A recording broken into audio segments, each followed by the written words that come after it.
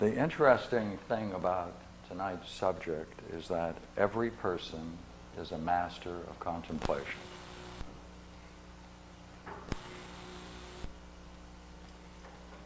And that's all we have to make clear. Now, there is a difficulty, however. You see, if you know something but you don't know that you know it, then you can't use it.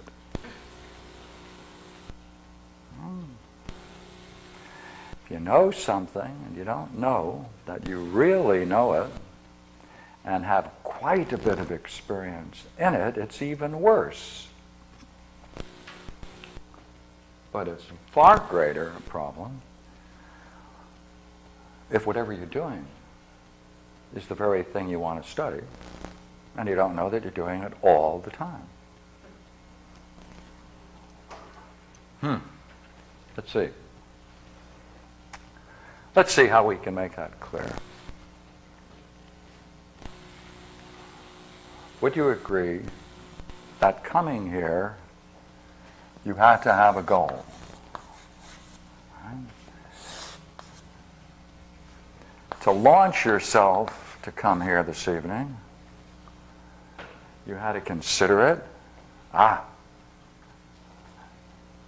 You had to think about what other alternatives were open to you. You had to consider two most important things.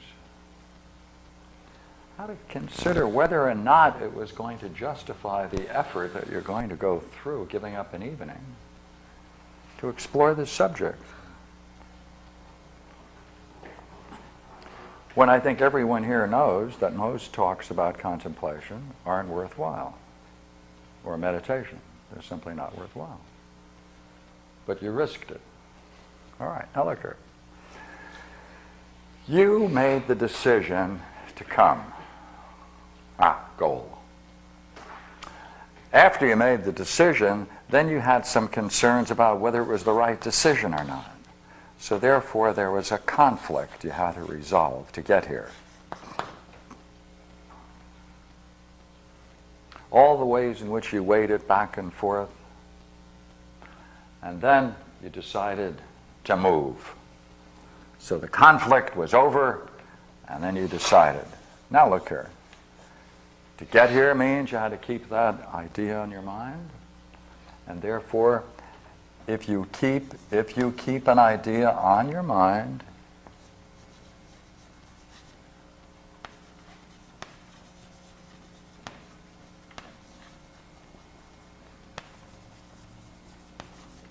you have an object to direct your attention to. That's a contemplation. That is formally meditation. Now there are three words: concentration, meditation, and contemplation. Now these three are merely variations of one thing, which is why in Hinduism and yoga these are called the samyamas, because when they're taken together it's a samyama. Sam meaning together, yama the study of. That study which takes all these things together is a samyama. So therefore, if you do a samyama on something, you're concentrating on it. What's the difference between concentration and meditation?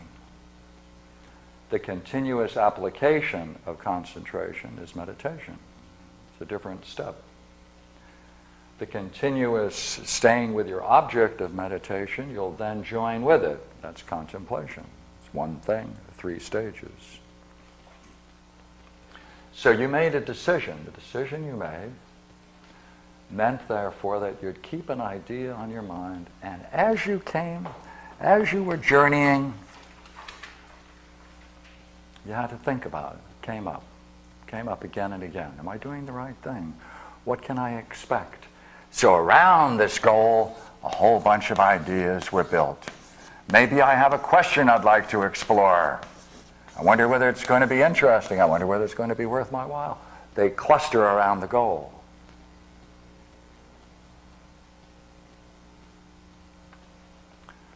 Now we can do the same thing by saying, if someone now wants to go to college, why do they want to go to college?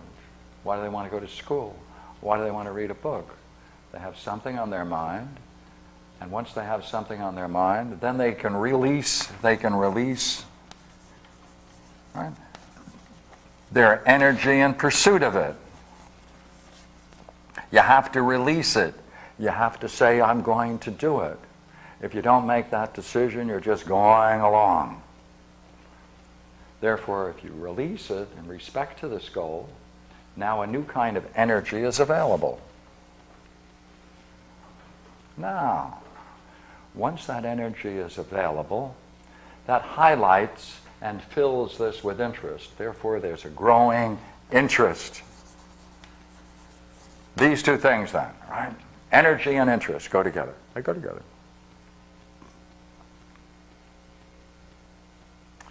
If you decide to go to college, what are you going to go to college for? You're going to go for a job. What are you going to go to a job for? Would you not agree that the reason you're going to go through a course of action involving many stages, such as college, is only because of one thing? You think by taking that course of action that you are going to benefit. You're going to think it's worth your while. You think you are going to benefit. That is to say, be made better. That's benefit, to be made better. Sometimes we go further and we think if we secure our goal, get our degrees, get the job we want, then in the end we'll have success and happiness, right? Success and happy. And so we keep this goal on our mind, we commit ourselves to it, and then that releases energy, and then we try to add more. Gee, wouldn't it be nice to have this and that, all in respect to our goal? And that builds up interest, that builds up energy and power, and therefore that pushes along to our goal. Now, nature of this conflict. I want to now go into the nature of the conflict.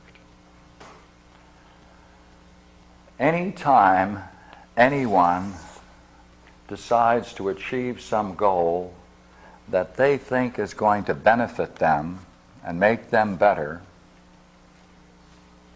then there's going to be a counter force against it. To the degree, it's a question of degree, to the very degree that a person has ideas about themselves that are irreconcilable with that goal, to that degree they're in a state of conflict and they're going to have all kinds of difficulties achieving that goal. To get out of this, of course, we often take secondary goals and escape that. But let's not do that for a moment, all right? Let's look at one of these. Would you not agree that one of these beliefs that we might have is that you want to struggle because then you will be different. You will be different. Success will make you happy. It will overcome those feelings right now. What? Because there's a sense in which you expect with success and happiness you will be finally adequate. There. Right? You will be there. You can then be satisfied. You'll possess the object of your concern. You'll be satisfied. You'll be sated once you achieve it. That means you're willing to go through this to change. Well, that means before you didn't look here. It means that you had some belief about yourself. Then you wanted to see if you could change it by going through this course of action. That means, does it not, that we're using the goals of success to bring about changes in us, in our psyche. We want changes in our soul, in our psyche. That's what we want. Wouldn't you agree that once you fix this goal, job, teaching, engineers, whatever it is you might want to be, that once you get the insight that maybe you're not going to be happy doing this, that maybe it's not going to do these things, you face a crisis. The usual way to solve that crisis is to say, I didn't know it at the time, but that wasn't a good enough goal. I need another degree on top of that. I need a better job. I need to work with a bigger firm. I need to get a bigger car. I have to get something beyond that. That wasn't enough to bring about this change, because I'm really seeking to change through work. That's a karma yoga. I expect by dedication and work to change my inner state of being. Now look here. Suppose right here there's an underlying belief this person has that they in some sense feel inadequate.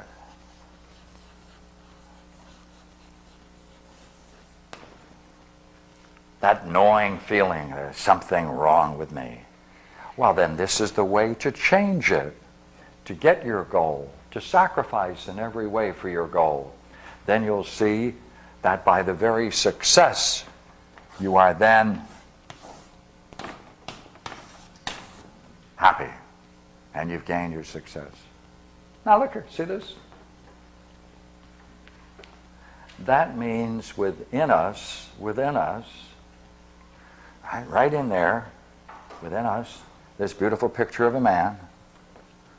Right in this beautiful picture of a man, there is something curious, and that's this thing which we're calling a belief.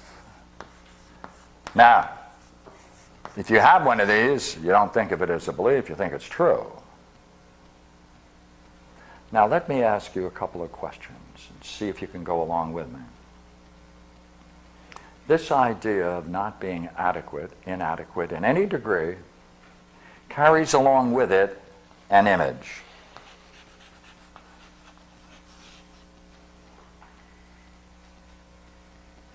With every image, there's also an attitude. With every image that you have of yourself, there's an attitude. Consistent with that are gestures, right? Our gestures, mannerisms, it all comes together because within us there is this idea and image of ourself. Now, what that means, you see, is something like this. One is we may not regard it as a belief because we think it's true. So what that means is, you see, that here's a realm of belief, and here we are.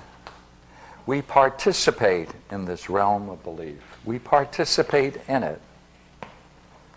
And accordingly, we have an idea of ourself right in there. That's what we have. And when we think about it, or we don't have to think about it, when our thoughts bounce off this, that, we notice something curious. And I wonder whether or not, I think maybe we'll even do it tonight.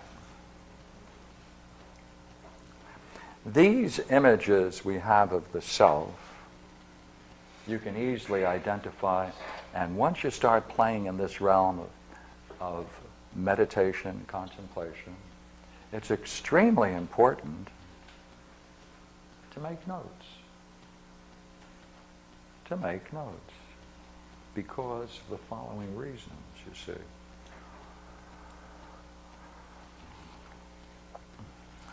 As you approach your goal, at any stage, once you decide to do it, there's going to be this sense of opposition to it because it's irreconcilable with that image you have of yourself.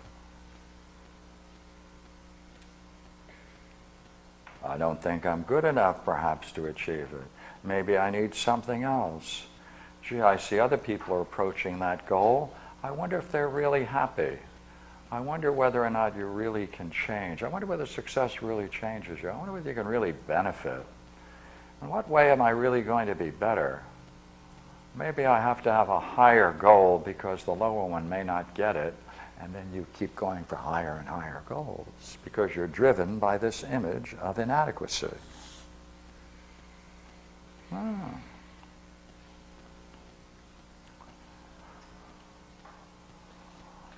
We need to study this little guy. And this is the way you study them.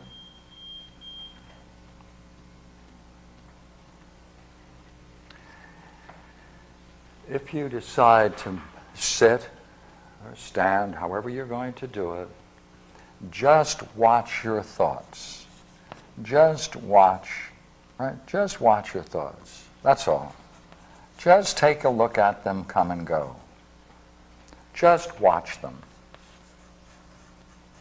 Now, sometimes a very interesting way to proceed with that is just to think of numbers occurring in your mind from 1 to 10 and over again, and 1 to 10 and over again. And while you're doing that, you will see at some point you'll lose the number and you'll go off on a tangent. So you're reasoning, you're there, you're contemplating, you're meditating on numbers. Where do the numbers come from? Where do they go? Your intent. So you're showing interest. We're going to get the conflict.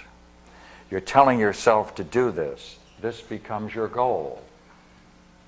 If you can do that goal with impunity, there's no conflict.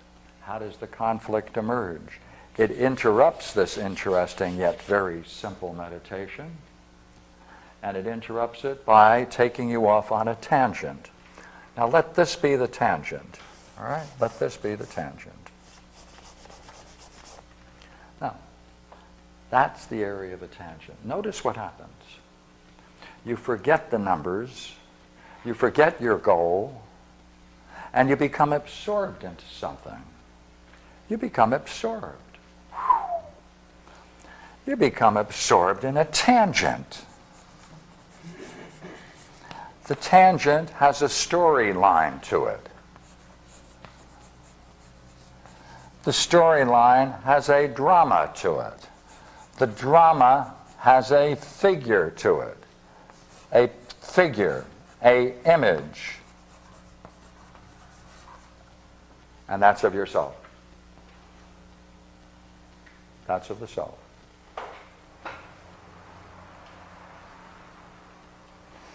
What do you do then? According to this way of proceeding with meditation, you do not fight it, you do not get upset over it, you're interested in discovering what is perhaps the most important of all things in this game.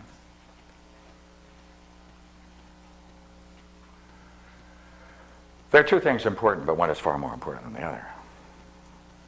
You want to see what it was that you fell asleep into. See, it's like a falling asleep.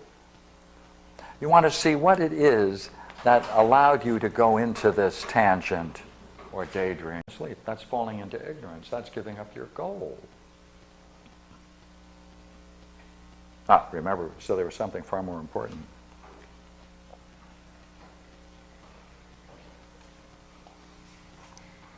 Now, no one can tell you about this. You have to see it for yourself. Let me restructure it for a moment, since I'm so good at artwork. Let us assume now you're now proceeding. 1, 2, 3, 4. You lose 5. You lose 5, and off you go on a tangent.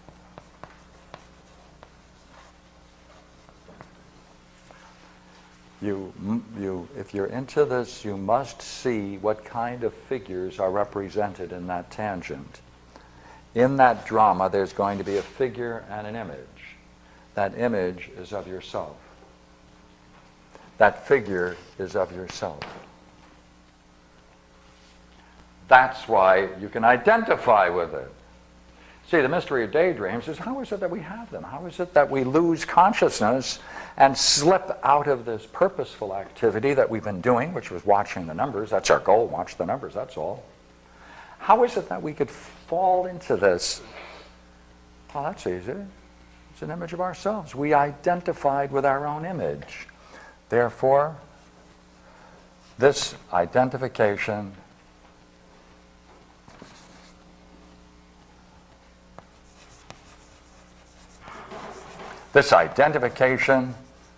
that we have with that image propels us with it, and it has a storyline, and it has a drama, and you want to collect both. You want to see whether you can get a very good description of that image, and you want to find something about that story. That story is terribly significant. That story is very significant. Because it's what you think follows if you have that image. That's the problem, see? They go together. Given the image, why, you think it's quite natural that if you have that image, you're going to have that drama. And therefore, the content of the drama spills out naturally. No effort. You don't even have to think about it. It comes quite spontaneous, and you go off on your daydream. Remember, we said there's something terribly important about that, and that's this. Then, what happens? Oh! Let's see, what happened? You wake up. You fall asleep here. Now, this is a special kind of sleep.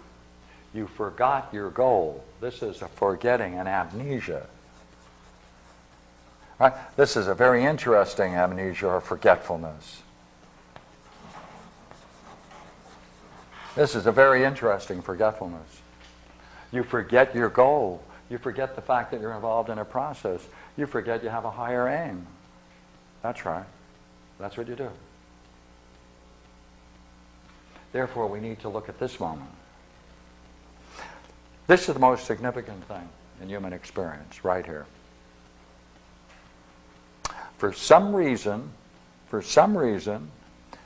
you wake up to the fact that it was a daydream, that you made this identification. And you know what that means? Several things. One is the drama played itself out to the point where you couldn't go any further. The image doesn't go any further. It reaches a wall. That's why you wake up. Or what is most interesting, some external sound or something might interrupt it, sufficiently strong that you then have to wake up and see that that's not you. That's the key. Hey, you know what? When you wake up, the reason you wake up is you recognize that that thing isn't me. That's not me. I don't have to identify with that. That's enlightenment. That's a mini enlightenment. You recognize you are not that image. Another word for the image is a mask, a persona. Right? It's a persona. It's a mask. It's not us. It's a mask we wear. A mask that we learn to put on. A mask that we know what we get for it. We know how to manipulate with that mask. In the daydream, then, it reaches a point where you wake up and see that's not you. That's a moment that is the moment where you recognize something is not you. That's not you. That's not worthy of you. You wake up. Hey, look here.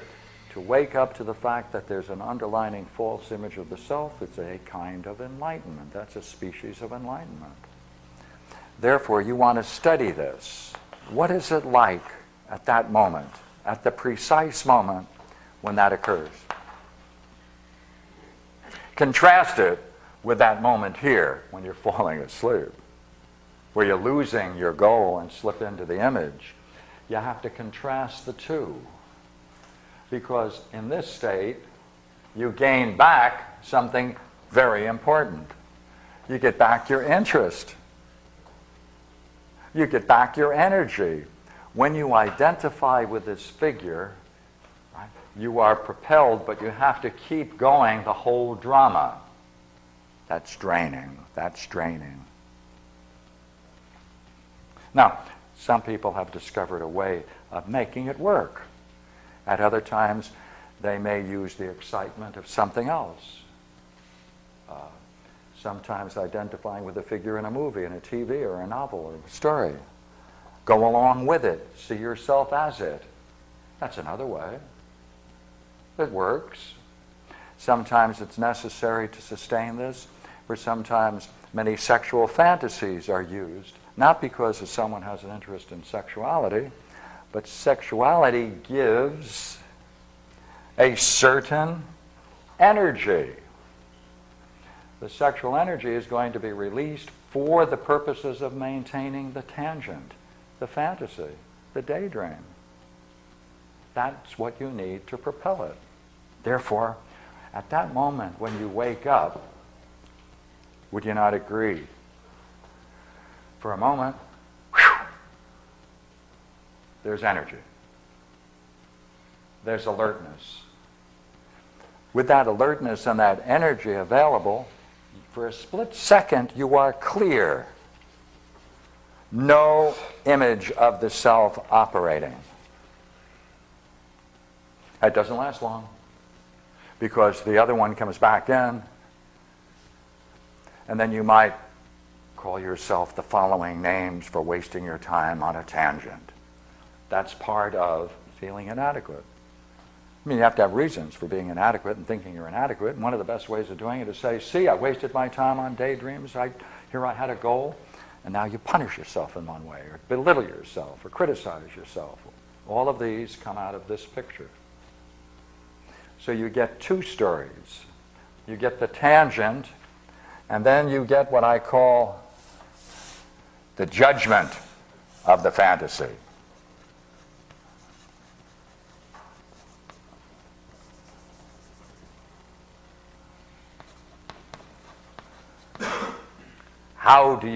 What kinds of things do you say about yourself for doing that, for not staying on your goal?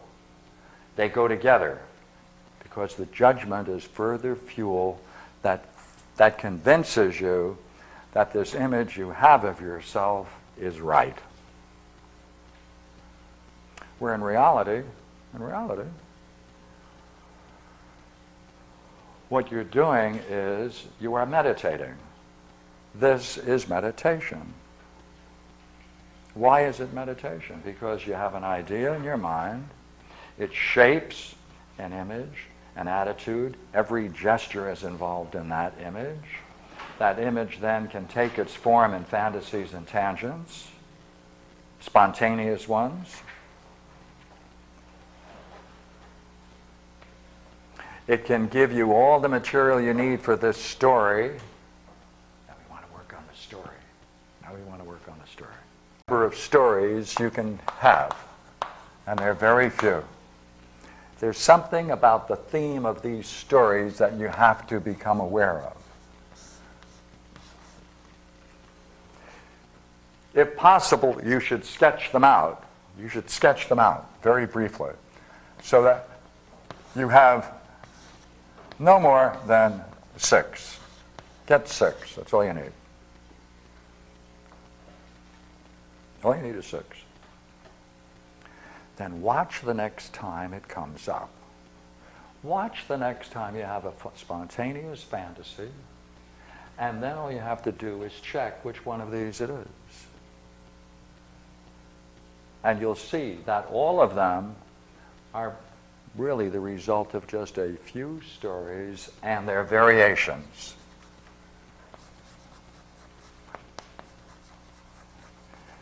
Now, what is significant about that? When it's going on, your mind is focused on it. You're captured along with the story. There you are, you're meditating. You're absorbed. You're involved. It's formal meditation. Why? Pratyahara in Sanskrit and yoga is being able to turn off all of the data from the senses. All the data from the senses. Pull in, see that's a turtle. Right? Pull in all of the senses. Don't be concerned in any way with the external world. Pull in any reflection, the intellect. Be totally absorbed within yourself. Hey, contemplation.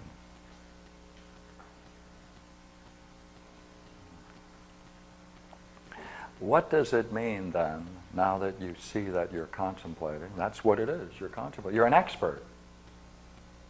Do you want to see how significant these themes are? Ask your neighbor, friend of yours, if they would mind if you take over a couple of their fantasies because you're interested in trying them out. Unthinkable, isn't it? Unthinkable. It won't match your image. Unthinkable. You'll change it even if you pick up part of it. You'll change it into some storyline of your own. What is significant about that? Here, look here. See? One of the important things in meditation is mantras. Repeating certain things. Mantras, say mantras. These are mantras, telling the stories over and over again. They're spontaneous mantras. They're coming out of your own experience. You are your own teacher. You're giving yourself a mantra. Now, I, as a good number of you here know, I'm called this curious thing of a philosophical midwife. Now let me say why this fits for a moment. All right, look here.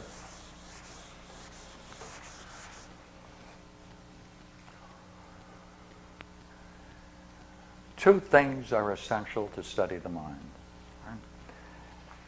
If you're a carpenter, not only must you know how to use the tools, but you have to know where your best tools come from. You have to be able to select them. Not any tool is equally as good. You must know where they come from and how to use them. So you need use and origin.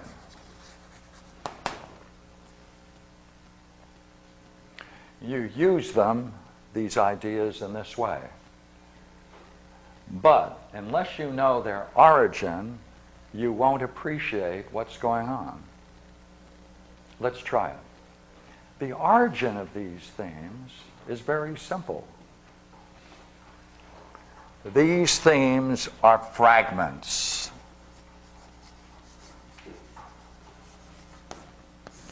They're fragments.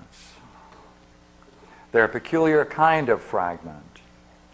They're fragments that have a momentum to them. They have a momentum to them.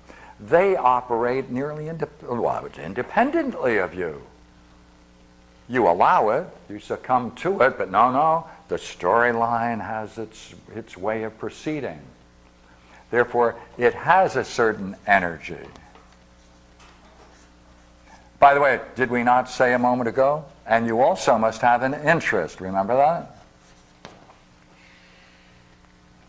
These themes are fragments. The fragments have an energy and you have an interest in them because you can identify with them.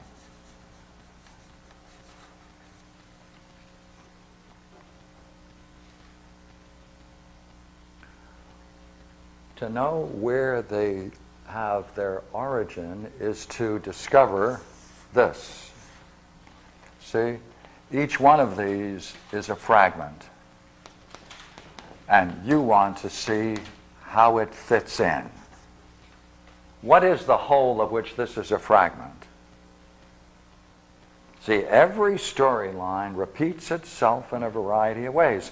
If you're going to look at these 6 themes, and then you have a little notebook next to you, and you just check how many times, oh, I assure you in a week you're going to have a great number of them. Why is that important? Because you can see they're going over and over and over again, varying perhaps, that's true, but the same theme. Because these things seek a resolution. Hey, the mind offers them to you to find their source, to bring them home, to complete. The mind gives them to you so that you can seek their origin and find their place. Proper place. That's what you need, you see, to find their proper place. What happens when that happens? You won't have that theme anymore. That's all. You won't have that theme anymore. Because of an important reason. When you find the whole of which the theme is a fragment, you will see that this whole, which is so significant, this whole is one of the major contributors to that image you have of yourself.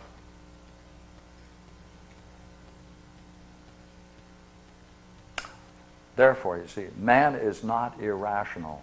Man's mind is giving you all the time the very tools you need through which to know yourself. You are involved in a continuous meditation. There's only one thing you need to do that you're not doing. That's right here.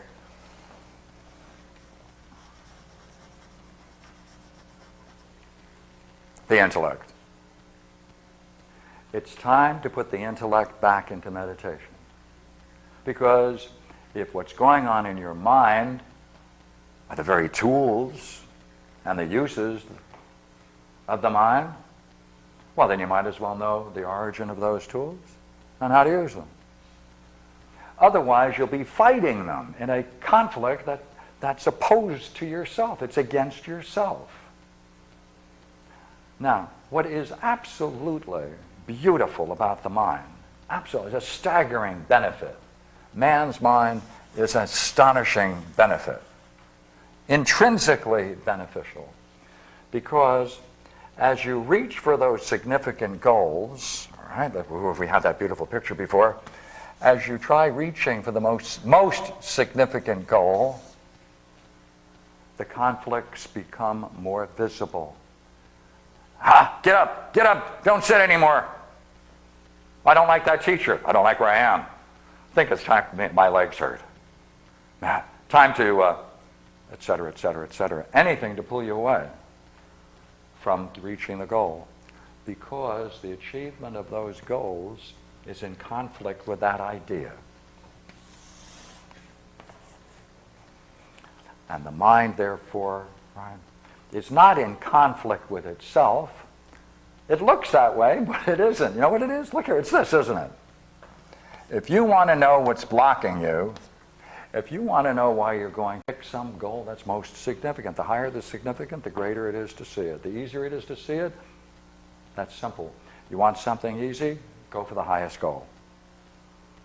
Go for the highest goal. If you have a highest goal, you must have a method, or this won't work.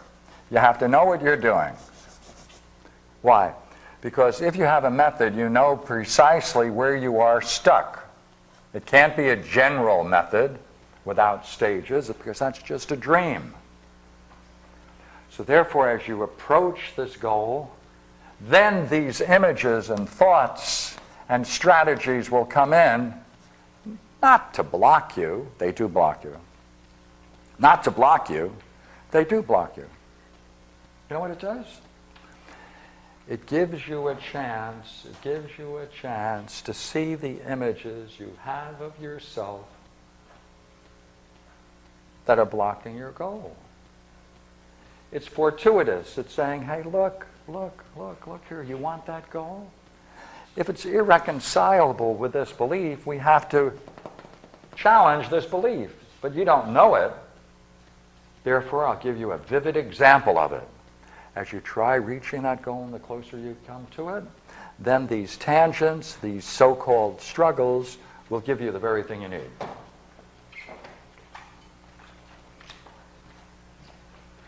Therefore, it's a totally rational system, and it works to your highest benefit so long as you're willing to struggle for the highest thing. Because if you want to see yourself and you want to see what's blocking you, you will see that all of this is true.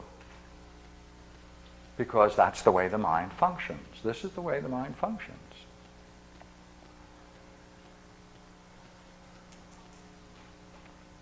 We are engaged continuously in a contemplation. Now we have to do it deliberately. See? Now we have to do it deliberately. That's all. If this is what we're doing, let's do it. If you are idle and you're not doing anything for a few minutes, day, whatever it is, watch what comes across. Ah, there's another one. Noted. Noted.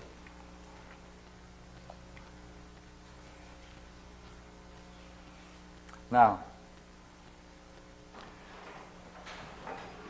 these ideas called beliefs are so powerful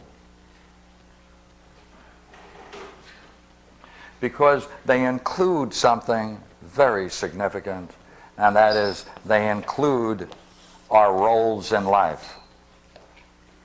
It not only includes images, attitudes, gestures, but it gives us a role, gives us a way of being. That's threatened by the highest goals. They're threatened. Therefore, the mind then shows you what blocks you and invites you to consider it. Therefore, when you're sitting or when you're engaged in meditation, there is an essential thing without which you will spend many a day building up concentration, the power of concentration. And concentration is worth developing, sometimes called Jiriki and Zen. And it is important building that up. There's something more important, though. Look here. Integrity. There is no meditation that is successful without integrity. You have to develop this curious stuff within you. Now, what do I mean? Part of the themes that you are going to face all the time are unfinished business.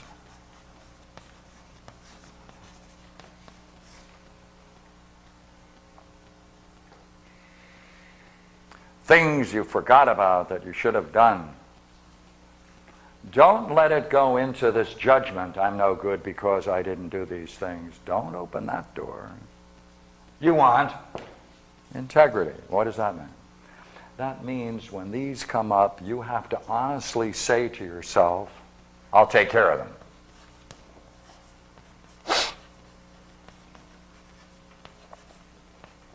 I'll take care of that.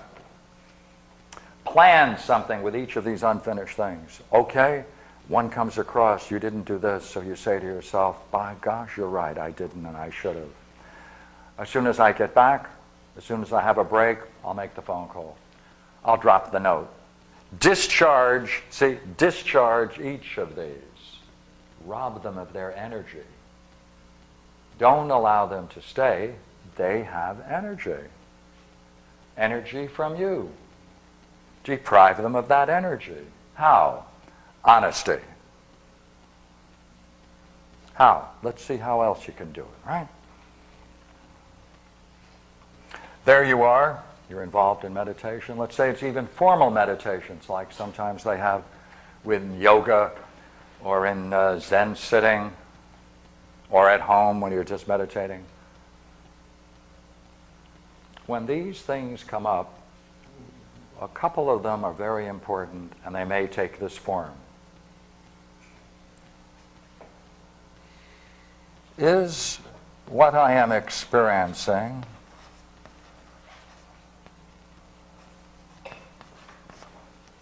significant?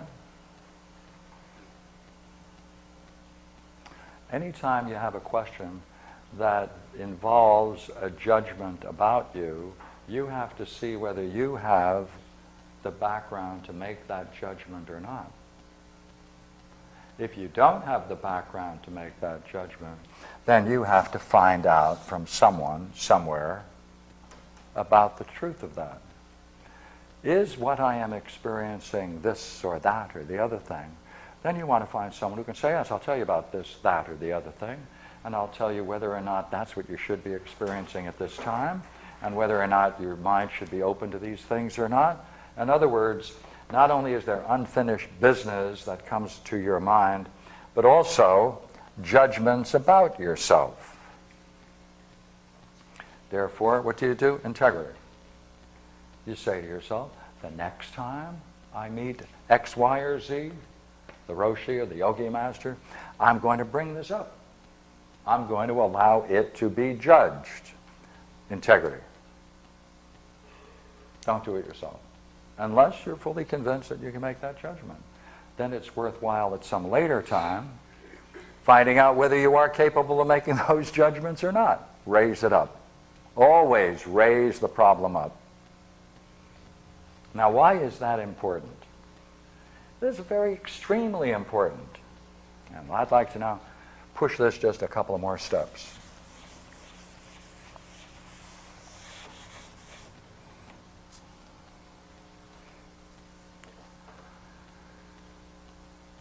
The mind is very creative. It is so creative. If you don't watch out, if you don't watch out, you might get just what you want.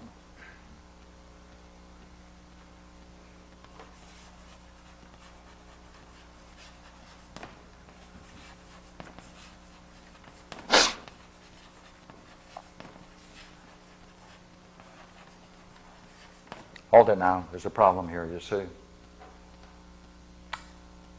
You might get just what you want, but you may not know whether what you're getting is really what you want.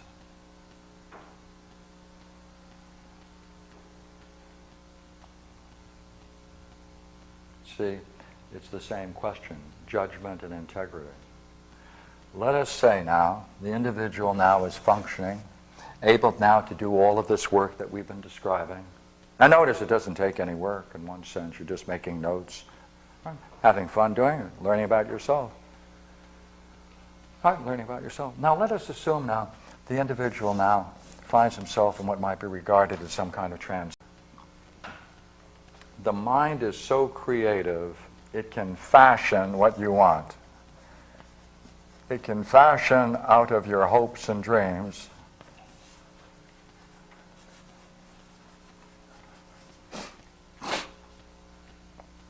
those things that are consistent with this image in your mind. And this is what's called makyo.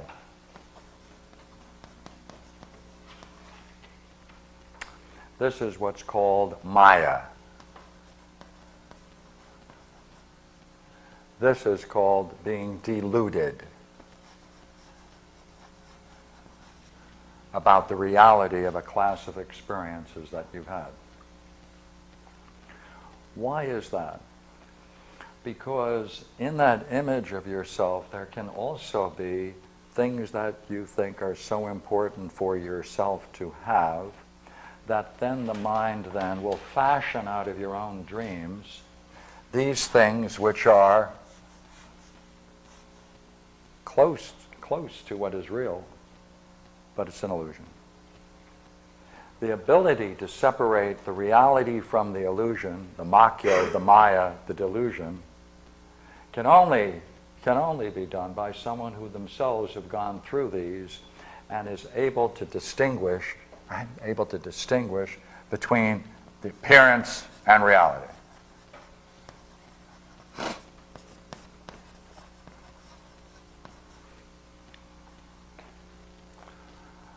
If under similar circumstances you can expect similar things to occur, then someone who has had the experience of working with people who have been meditating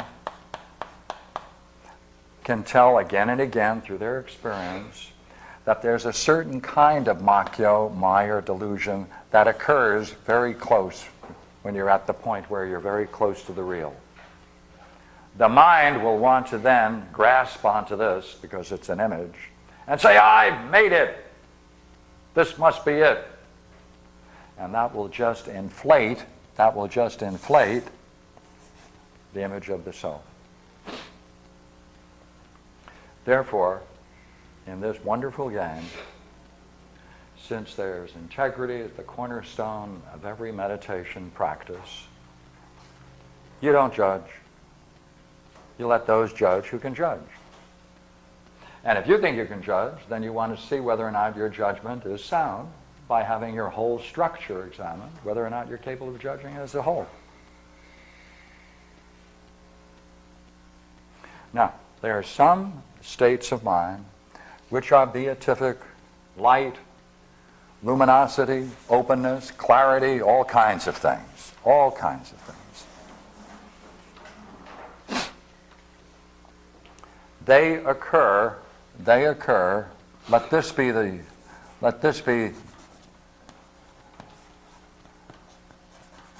Kundalini yoga, the awakening of the Kundalini, goes through each of the centers, spills over in the Sushumna into the mind itself, right? And through the Ajna chakra, the second-most chakra, the Ajna chakra. And one has such an experience which is appropriate to that level. For each major experience, there's a whole set which are similar to it, but it is not that. And it's an interesting study to see how Zen masters and yoga masters distinguish between the Makyo, the Mayas, and the delusions and what's real. What they have to do, this is their test. This is their test. And this is why this game is really a very fine and noble game. All right. Here you are. Here's the master.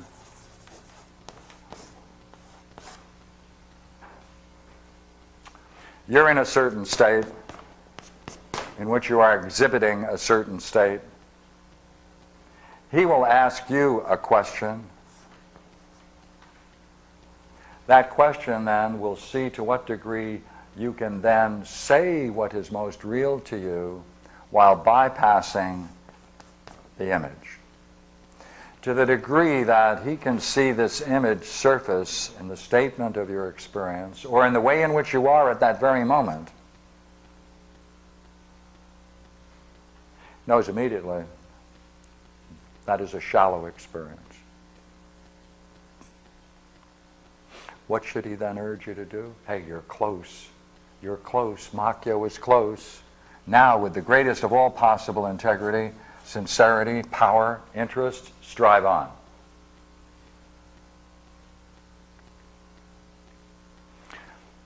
So he has to ask you something or respond to what you're bringing. You see, you're bringing something to him, the fruit of your work.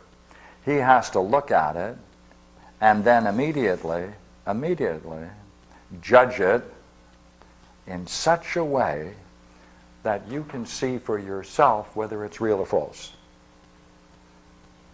Simultaneously, bang, bang, over, done. In the judgment of the state, whatever the master says must be of such clarity that the person who has the question and wants that state judged can immediately see whether he's right or wrong.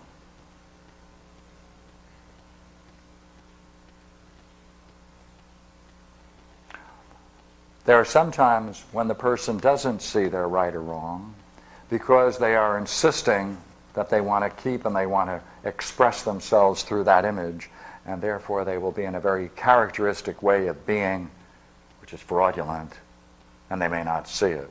Which is why it's so important to do this kind of study, because then you're getting close to what it is that's driving it. And therefore you won't confuse the two. Therefore, those two possibilities occur. One, ideally, you present the fruit of your work, of your life, of your struggles. That person can judge it and express it with such clarity that immediately the person who has the question can see the truth of it. And if they can see the truth of it, then they can jump one more step. On the other hand, if the person says, oh, no, he can't really see, I'm better, I can judge myself, lost integrity, to continue the game of establishing that image. Now, in the very practice of this game, all right, let's take this person out. What are the signs you might still be under the influence of one of these little images of the self? It's really interesting, you see. We pay a price for every image of the self. That image of the self contains an image of the self that has implications on the whole physiology of man. You can't have an image of yourself that isn't in some way visible to someone else. Oh, that's you. Oh, you're acting like yourself. Oh, that's characteristic of you. That is to say, in the whole muscle structure of your face, and all of your mannerisms, even the slightest, this image molds and shapes. It molds and shapes.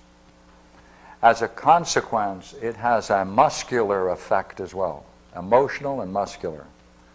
What does that mean? That means that in order to keep that image going, because part of the image is to get other people to react to it rather than to your true self, therefore they have to see it, therefore it's a mask, therefore it's visible to them, therefore you want them to treat it in a certain way. Therefore, as you're proceeding into this higher state and challenging the false images of yourself, you will notice at some critical point that you have to all physical tensions you have to drop. You have to look for them to see where they might be, even in the face, even around the eyes, even around the nose. Wherever it is, you have to release it, because that's nothing other than evidence of this little guy. That's integrity, see? That's what you're going to do. Because to the degree that there is nothing here, to that degree there's no tension anywhere. Because tension is a function of those masks and images. Therefore, you are then going to have to say, look here. I'm here to explore the mind. I want to know the mind. It's my mind. I want to know all about it. Before I drop dead, I want to know what it is. I want to know what makes it up. I want to know how to use it. I want to know everything going on in it. I want to maximize my seeing, my understanding. Have that kind of a goal, you won't have any trouble. Accept difficulties that are important for you to resolve. Because each of these things that block you are nothing other than challenges. They're not negative. They're not bad vibes. They're challenges that the mind gives you that are appropriate to every single level of your struggle. Therefore, no judgment against yourself while sitting. Positive or negative. Every time you think you're something, you're down. Every time you think you're this, you're down. Every time you criticize yourself, unfair. No judgments. Why? You're going to have enough integrity just to try to be your best. And in being yourself, you will then see all the things that come up that keep us in one way or the other from being the best. Why? Because it's appropriate to our level of development that this could show itself for us to work on. Therefore, this is a just universe. See, this is just. It's just that we have the problems when they come up. It's appropriate to our particular stage. To get out of them means we have to go within ourselves with greater integrity and fairness. That's all part of integrity. You have to be just with yourself. This willingness to do that then settles you. It settles you. Put it the other way around. It doesn't settle you. You're doing fine. It drops away the tie, the adherence to these images. And why are they so difficult? Because we think they're true. No image of the self, no matter how lofty, is true. No negative image could possibly be true. Because in the highest states of mind, where presumably then at the highest states of mind you're seeing through the soul itself, it has no qualities. No qualities.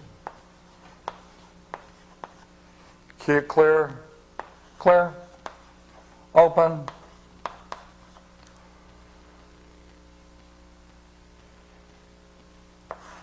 expansive. But even in that state, if you can't ask what is it that is experiencing at this very moment, you may not be going clear enough, deep enough. You see, the one thing that can keep you going through this is the appreciation of the question. See, a question is being on a quest. This is a quest. You're on a quest. The highest quest is, okay, what is it that is experiencing right now? You see, is it one of these things in here? What is it that's the source of all of this? What is it that's experiencing? What is this thing that I am? So even if you're in a beautiful, clear, open, expansive, infinitely clear state, if you can't ask the question, hey, right now at this very moment, what's so darn clear? You have to go further. Thank goodness. So, I'm sure you have a bunch of questions. Why don't I open up for a few questions? Tonight I was driving up here, and suddenly a thought as I was driving up came into my mind. And the question was, I haven't had a car accident for a long time. I'm due for a car accident. Of course, this immediately brought lots of judgment. Right. I haven't had one for a long time. I'm due for one. Hear it? Right. And then the next thing is, wow, this is not a good thought to have. Let's get rid of it before it That's right. actually... That's right. It could also be a wake-up call. Well, my final solution was, I better drive carefully. See? You paid attention. You used integrity. Hey, I'm going to listen to that voice. See, the more you listen to these voices and treat them with their due respect, then you gain respect for yourself. No matter what kind of a thought it is, no matter how horrendous it might look, hey, it's coming out of you for a reason. Find out what's significant about the fact that it's emerging now. That's what you want to see. It's a fragment. Find the whole of which it's a part. Yes.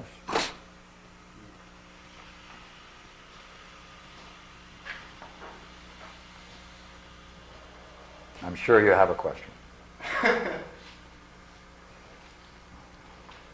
remember an Israel relative who said some meditating monks were so spiritually advanced into their meditation that at night they were seen to radiate with light.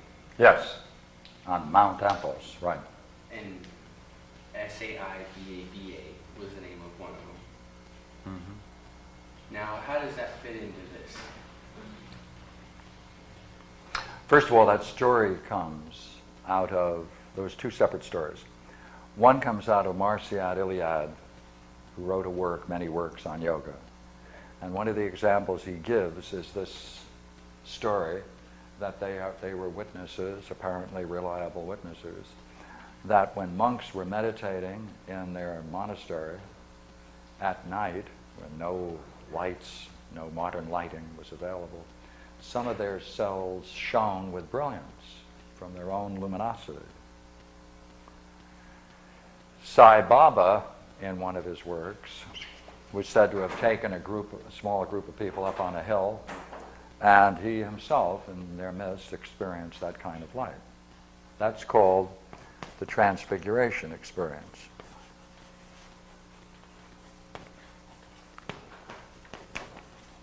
Now, what is it you want to explore about that? Of course, Jesus Christ, in the three Gospels is said to have had a transfiguration experience on top of the mountain, where Peter was along with him, remember? And out of that light came Moses and Elijah, and they had a talk. And I assure you, that must have been some dialogue. Right? And as they're coming down, Peter said, hey, do you want me to build a couple of tabernacles for you? 3? One for each? Okay, what's the point you want to make out of it?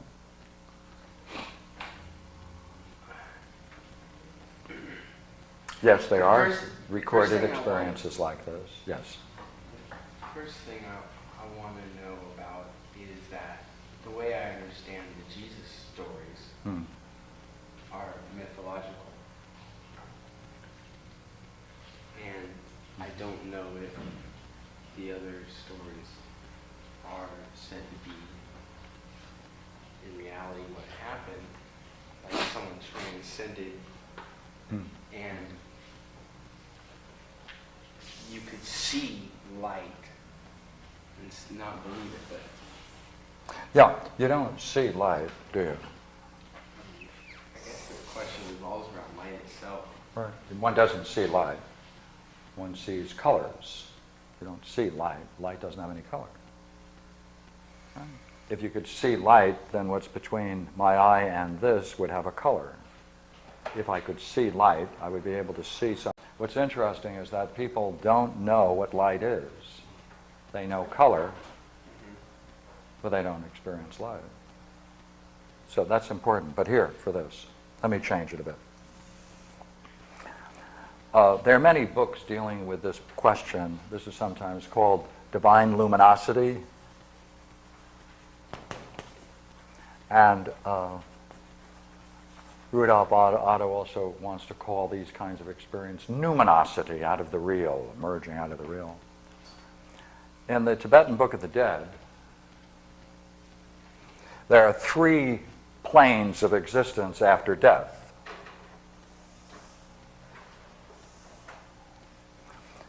And I advise you, because of your interest in this, you would find it well worthwhile to read the Tibetan Book of the Dead. At the moment of death, according to the Tibetan Book of the Dead, every person experiences this divine luminosity. Sometimes it's so brief that it's only as long as the winking of an eye, but nonetheless, everyone experiences it.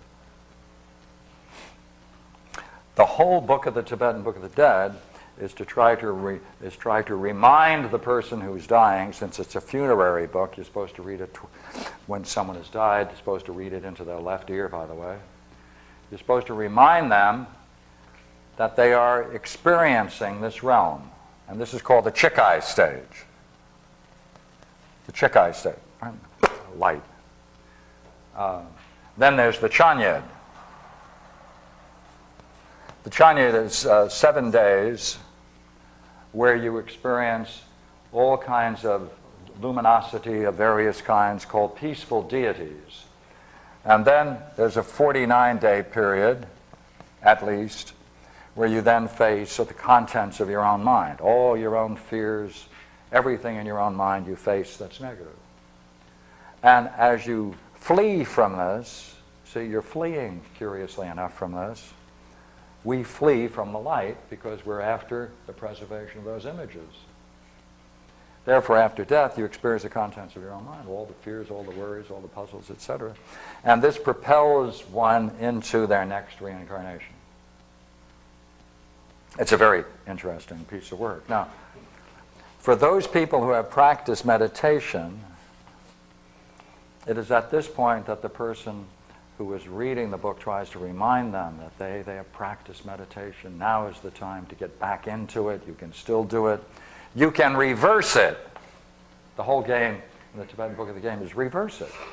So that either you can hold yourself in this area here and understand and absorb it, or ideally return to the divine light, divine luminosity. If so, the goal of that then is, then you are off the wheel of reincarnation, which of course is the goal of the Buddhists. Now, going back to the experience. There are many people who have reported similar experiences. There are 2 kinds. They are those that have experienced it, but we can talk about it in this way. It's a private experience that others may find the person profoundly absorbed in a state, but they do not experience any shadow of it, any display of it beyond themselves. Then there's the claim that this divine luminosity is of such strength that it can be seen by others to various degrees, and that's the kind you're talking about. So there's one experience, 2 kinds, internal, external. Cosmic Consciousness was a very good book by Burke. He describes one. Houston Smith describes several. Some people have drug trips where they try to find that state through drugs. What's the problem? The problem is, you see, that you have to come down And it has nothing to do with this image in your mind. This is the problem. The problem with meditation, the formal problem, the whole problem with contemplation meditation, is not that it's not effective. The problem is that if you pursue it independently of using your mind in the quest for the mind, you're going to come back down the next day after having a magnificent experience, and you still have this little guy in here that's still going to play itself out. You can have very profound experiences, very significant spiritual experiences, but they can't be reconciled with that little thing in there, and therefore all the good that might come of it is short-lived. It's weakened. So what's the problem? The problem is two ways. Up and clean it up. Otherwise, you'll be in a cycle. Now, that means not that you're not going to benefit by such great experiences. You certainly will. But to the degree that that old image is still there, you're going to then carry out the implications of that idea in everything you do, and that's all there is to it. Until you do what? Find the pieces, see, they're fragments that seek their resolution. It's as if the mind, I put it this way, I enjoy putting it this way as a matter of fact, it's as if the mind is saying to man, you can have the most profound experience, but unless you reconcile the images in your mind with that experience, as magnificent as they might be, you're not going to be able to carry out the implications of your own vision. Now, there are many stories of yogis and roshis and priests and whatnot who live magnificent lives, who devote themselves to all kinds of important things, and then go off on a drunk and ruin it all. Go to Las Vegas, do this and do that. Why? It's not because they didn't have profound experiences. It's because they didn't find that there was something in there that is still playing itself out, and they didn't have a way of dealing with it. Or they may have overlooked it. Trying to narrow this question down. In Buddhist practice, they don't appreciate the study of ignorance or mafia or anything like that. That's right. And yet they claim to be able to, I think the claim is that they're able to get you to a state in life where clarity prevails. So they must, I'm just wondering what method they then employ to blow out or in some other way flush out that image of ignorance without, because they will try and block you from doing that kind, the kind of exploration you're proposing here. The problem of enlightenment is a one-in-many problem. Enlightenment is not one thing. If it were, we wouldn't have any difficulty. But as a matter of fact, in Buddhism, it's 8 different steps. In the ox herding picture, the 4th, 5th, 6th, 7th, 8th, 9th, and finally the 10th are different stages of enlightenment. And people can have this, then have this, then have this, then have this. And the most beautiful example of this is Basui, who Kapleau talks about in 3 Pillars of Zen. He had a remarkable vision, beautiful state. And many roshis passed him with that state, but he wasn't unsatisfied with it himself. And so he went on to have one of the great 10th, and that's what, of course, made him historically the most significant, one of the most significant Buddhists. If you can have experience like Basui is said to have described, because you see in the description of Basui in Kapleau, he reached the point where every single belief he had burst open like a barrel that's split open, that's full of water, and it splatters itself on the ground and there's nothing left. That kind of experience only takes place maybe in the 9th, but clearly in the 10th. 10th ox herding picture. No one can see him, no one sees him that he's in any way special. but yet wherever he goes, he brings flowers to bloom, etc. Right? If 1,000 birds were to scatter flowers upon him, he would be embarrassed because he would stink.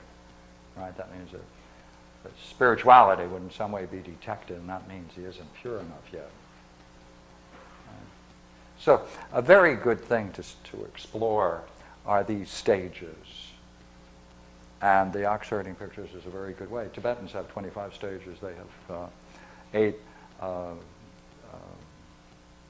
Tozan has 5, very famous Buddhist. We like to think in some way that Dante had levels and stages of enlightenment or holiness in Divine Comedy. But it's a great game, isn't it? It is the game. This is man's game. This is really where man is. Yeah. I was reading a book by Ibn Arabi, and he was describing some levitation. Yes. And, I imagine he's not a liar, so whatever it is, either it's a symbolic thing that later on, we're reading and imagining, take it literally, or it is something that he experienced himself. I mean, he definitely, I don't believe, was trying to... Yes, you're quite right. You're quite right. There are states of mind that you can experience in sitting where that is, pardon me, there is decidedly the experience that you're being uplifted. It's there. And you might even have to look down. And he describes somebody else who comes to him in the middle of... Now, if someone else came along, and saw it, that would be another thing. He's describing somebody else levitating, not describing himself. Oh, yeah. Well, that would be nice. I'm reading this and I'm thinking, he describes this guy actually walking towards him in the middle of the Mediterranean Sea, in the middle of a huge storm. Certainly. And the storm, abates as he walks towards him. And Jesus is mythological, but this is definitely a historical saint having written this. So, wondering what is this about? We're on, I think, if we don't destroy ourselves, mankind, I think, finally is at the point where we can now make scientific studies. What do we mean by science? I mean, carefully defined, well-identified descriptions of states of mind. I would like to see this to take place. I'd like to see the full range. What is the range of the mind? What is the reach of the mind? How far? What is its scope? So that we could then put them into such a structure with all the physiological readings, if necessary, of all the psychological states encountered. All of it. This is really the study of man. This should be psychology. But they got off on a bad step and they went into pathology. I always talk to students and I say, what's it like taking psychology? And they go, who wants to spend your entire semester reading about pathology when everyone has an interest in themselves, relationships, family? This is what they want to know about. And they've got textbooks written by, I'll leave that out. Well, some of their studies, it's either on pathology or it's on other psychology students, because they're the cheapest people to do research on. Yeah, this should be transpersonal psychology, but even they have trouble getting into it. But that's rather nice, because that means then philosophy can take over where they're reluctant to proceed. And I think that's appropriate. Right. Good. You were differentiating earlier between fantasy and belief, and I wasn't aware that there was a difference. Vanity? Fantasy and belief. Fantasy. A fantasy is what you do with the image that incorporates and represents the belief. See, a belief is a belief about yourself. Not any belief. It's a belief. They're related. Right? If you have a belief about yourself, you also have a belief about the nature of reality, because that's what you think is real. Whatever image you have of the self, whatever is contained within it, like a seed, plays itself out in these stories. These stories are fantasies or daydreams. There are two kinds. One is those that come spontaneously, and that's what I've been talking about tonight. But they can equally be studied if you manufacture your own and watch those too. That's another class. With this, to do it properly would be to equally study your dreams and see the dream figures come up. If you can do that, put that into it, and get this kind of reflection going, you would have a very fine time exploring yourself wherever you do it. Yeah. Last week you mentioned the idea of just concentrating on one of the important questions, what is the good, what is the one, etc. Now, could one do that within the context of... Oh, thank you. What would be a real good goal? See, get the best goal. Well, how do you get the best goal? Well,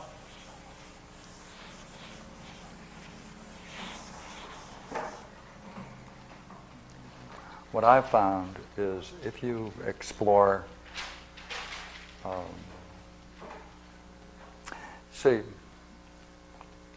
how does the mind rest? It rests when you have settled things in yourself. That's what I'm doing. If there's still some things that are seeking resolution, the mind is not at rest. Now, what is significant about that is that, see, in the mind, we have fragments of a different kind that need to come together. And these fragments are fragments about the nature of reality.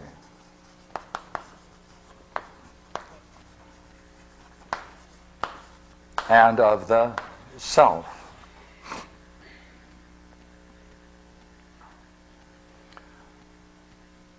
Therefore, a kind of guided meditation on two things. One would be, what, after all, is the one itself?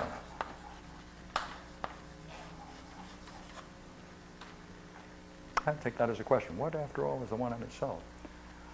Equally well, a more formal study of the one would be to take Proclus's 13th proposition, where he is going to establish a way of reasoning so that you can see that the idea of the highest good and the one are equivalent, or are the same, or identical. No. Pardon me? Do you advise sitting with that?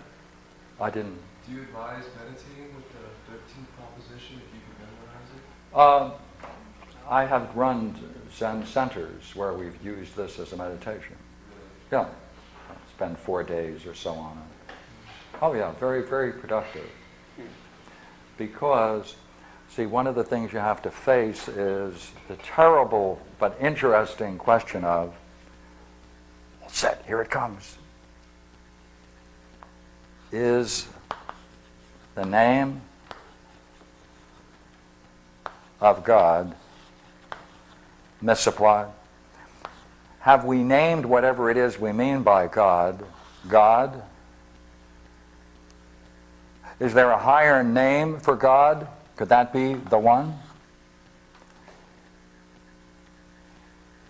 See, if I were to ask you, okay, now contemplate in any way, or just reflect right now about the nature of God. What evidence is there can you look for that there's such a thing as a divinity?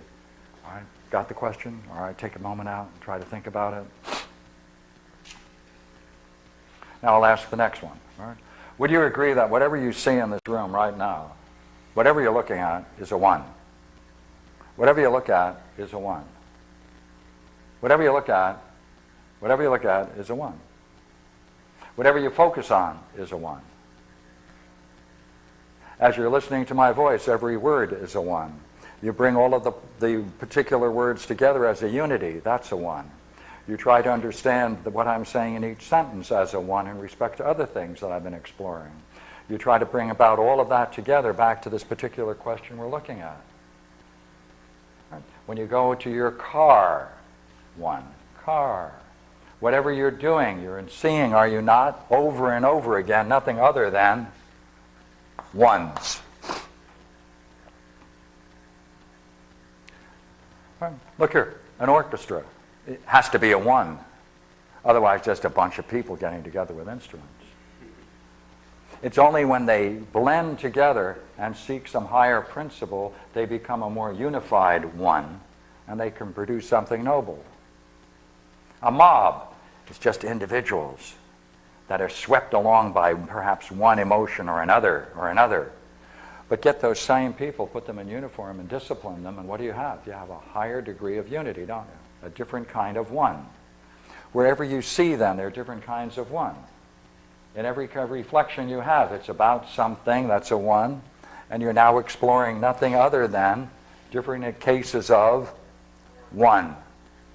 Would you not agree? All of the things that you see, they are one, but each one is different from the other. So you're face to face with a one which is common, and yet what applies to is different. Even twins are different one from the other. Well then, hey, look here. If everything has a tinge of red to it, we can ask, what's red? Why does everything have that tinge of red? Wait a minute. If everything is a one, then what's the one in itself? Where did the one come from? How does the one manifest itself? Why is it you only encounter one? Are you a one? What's the difference between exploring this idea of the one and the other one we had, which is, all right, let's talk about the nature of God. Do you see evidence of God? What's different of the two? Well, the idea of God has all kinds of preconceived ideas about what it's supposed to be. And how you should relate to it, or him, or her, or it. You're not supposed to know it. You can't know it. It has accumulation, all of these things. Even the word God, by the way, comes from the root of the word for sacrifice. It's what you sacrificed before. But how about the one? If you could see that the highest notion of God can be said to be the one, it drops all of those associations, doesn't it? And then you can see that you can't avoid one. Okay, then what is the one in itself, just by itself? What is it? Tie this in with, hey, wait a minute. Among the many things that are good, there are a wide variety of things that are good, are there not? Good. By the way, is there something that's common to them all by virtue of which we seek it? Would you not agree you're only here because you think you might get something good? Well, then we're guided by what's good. I go for this goal because I think it's good. I think it might be better. I may be bettered by it. Right?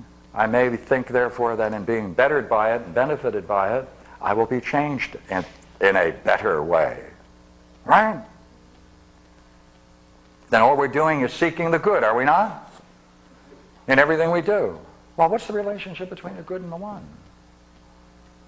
Well, there's a whole beautiful 7 sentences in Proclus's 13th proposition about the identity of these two. If you were to sit with these two questions, knowing them, so you have to memorize this. You have to memorize it. Why is that important? Because then you can settle with it. You can reflect on it. It's yours. Right? What will that do? You see these different conflicts we have about the word God, right? Change it to the one, and these parts can come together in a different way, can't they? Can't they? See? And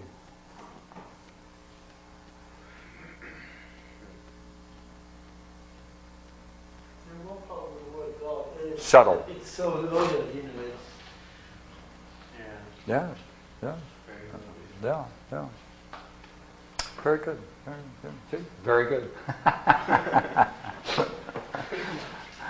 All right? All right. Thank you for coming.